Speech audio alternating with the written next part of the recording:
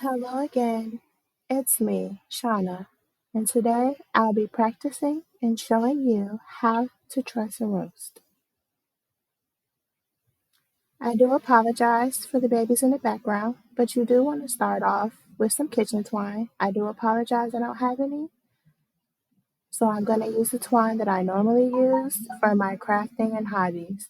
You want to start off with about 7 to 8 times the length of your roast, and at the top, you're going to tie your twine around it and make a nice good tie and a knot. Like my professor says, you want to make sure that you get a good grip on it because meat shrinks as it cooks. Now I'm going to take my hand, fold the twine under and over, and then bring it around the roast and position it and tighten it back up. So now I have 2 ties around my roast, and I'm going to continue this all the way down the roast, bringing it under and over my hand and then over the roast.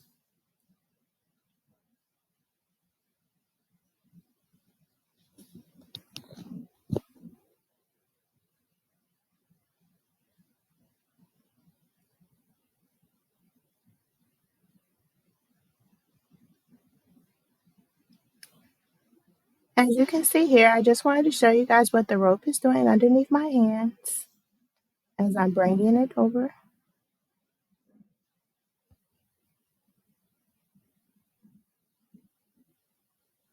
And I'm going to do one more at the end before I turn over my roast.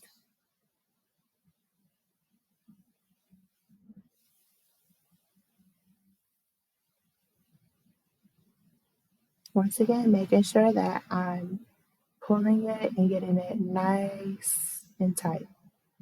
Once you flip your roast, you see how all of the strings are going up? You're going to take the string that you have free and go over and under to connect it to the strings going up the roast. I apologize. I didn't realize that I skipped one, but try not to if you can.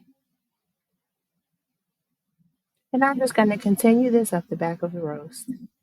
I know I keep saying roast and it's really a rolled up t-shirt, but imagine with me.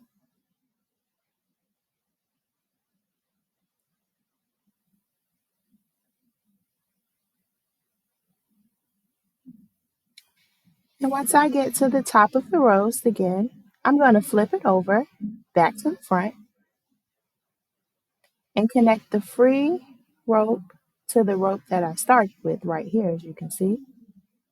Now I'll make one more tie and knot it to make sure it's nice and secure.